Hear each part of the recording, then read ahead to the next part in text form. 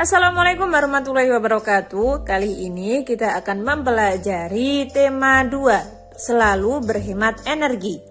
Subtema 1, sumber energi pembelajaran 1. Energi sangat penting bagi kehidupan kita. Semua makhluk hidup membutuhkan energi. Tahukah kamu sumber-sumber energi yang ada?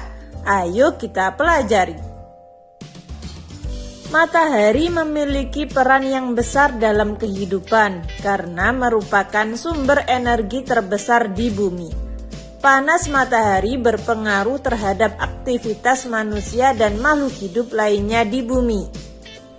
Berdasarkan gambar, dapatkah kamu menyebutkan apa saja manfaat matahari bagi keluarga tersebut? Dalam gambar tersebut dapat kita lihat bahwa ibu sedang menjemur pakaian dengan bantuan sinar matahari.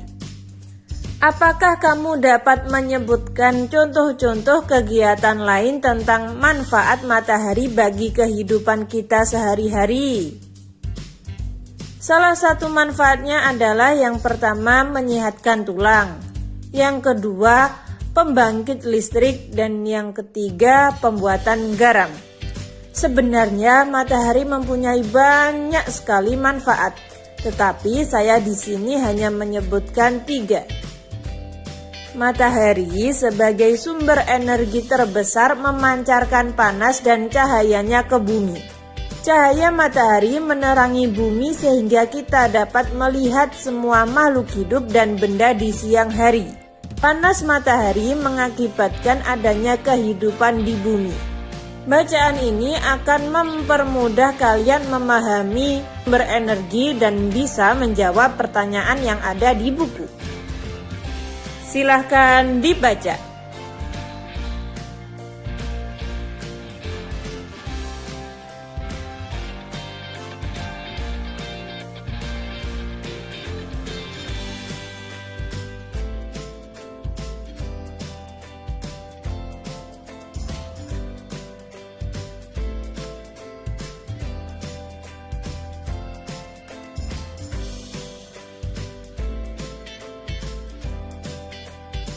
Sumber energi apa yang membuat bumi menjadi hangat?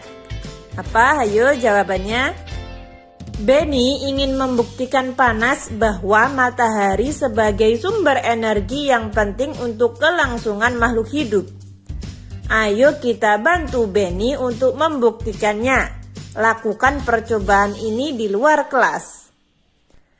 Di sini ada 2 percobaan. Silahkan kalian baca.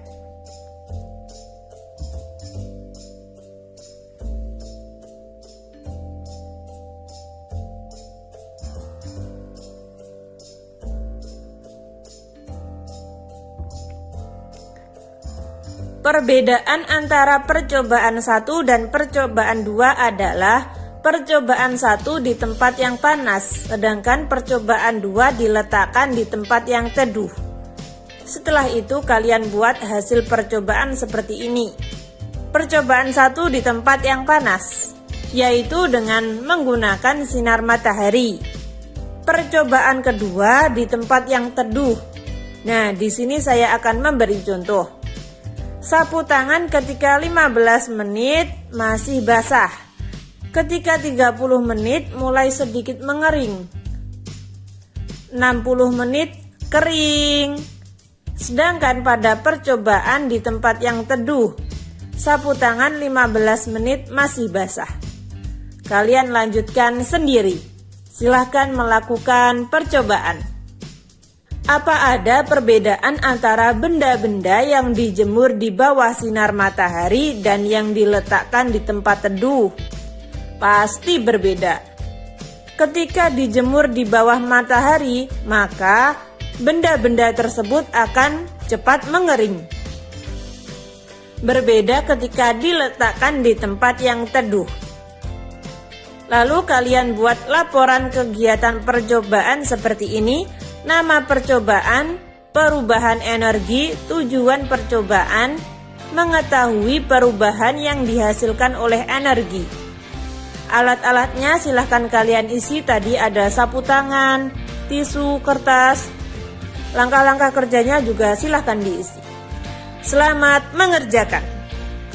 Di sini ada bacaan, silahkan kalian baca.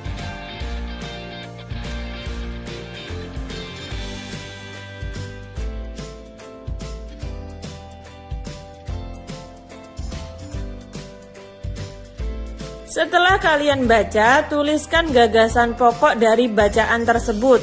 Pada tema 1 saya sudah pernah membahas apa itu gagasan pokok dan apa itu gagasan pendukung. Ketika kalian lupa, kalian bisa membuka lagi tema 1. Sekarang temukan sebanyak-banyaknya manfaat energi matahari bagi makhluk hidup dalam bentuk peta pikiran di bawah ini. 1. Membantu proses fotosintesis tumbuhan. 2. Menyehatkan tulang. 3. Pembangkit listrik. 4. Proses pembuatan garam. 5. Mengeringkan pakaian dan menerangi bumi. Energi panas matahari adalah salah satu sumber daya alam yang melimpah. Tumbuhan seperti jagung juga merupakan sumber daya alam yang harus dibudidayakan. Sumber daya alam tersebut diberikan Tuhan untuk umat manusia. Sebagai sumber daya alam, jagung banyak dimanfaatkan oleh penduduk Indonesia.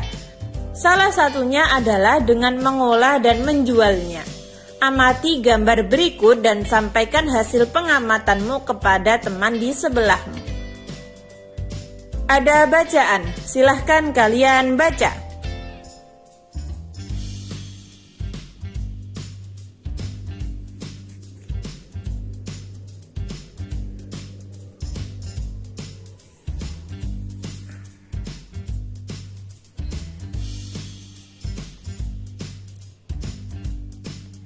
Pada bacaan tersebut dapat saya simpulkan sumber daya alam dibagi menjadi 2. Sumber daya alam tidak dapat diperbarui, contohnya minyak bumi, emas, besi, dan berbagai tambang. Yang kedua, sumber daya alam dapat diperbarui, contohnya hewan, tumbuhan, sinar matahari, udara, dan lain sebagainya. Berikan contoh kegiatan ekonomi yang memanfaatkan kedua jenis sumber daya alam tersebut. Kegiatan ekonomi yang memanfaatkan sumber daya alam yang dapat diperbarui, contohnya kegiatan pertanian dan perkebunan. Sedangkan kegiatan ekonomi yang memanfaatkan sumber daya alam yang tidak dapat diperbarui, contohnya adalah kegiatan penambangan batu bara. Kesimpulan, tadi kita sudah belajar apa saja? Yang pertama, mengidentifikasi berbagai sumber energi, perubahan bentuk energi, dan sumber energi alternatif dalam kehidupan sehari-hari. Nomor 2, mencermati keterhubungan antar gagasan yang didapat dari teks lisan, tulisan, atau visual. Yang terakhir, mengidentifikasi karakteristik ruang dan pemanfaatan sumber daya alam untuk kesejahteraan masyarakat. Sekarang silahkan jawab pertanyaan berikut ini. Ketika teman-teman ada pertanyaan atau saran, silahkan tulis di komentar. Sekian, terima kasih. Wassalamualaikum warahmatullahi wabarakatuh.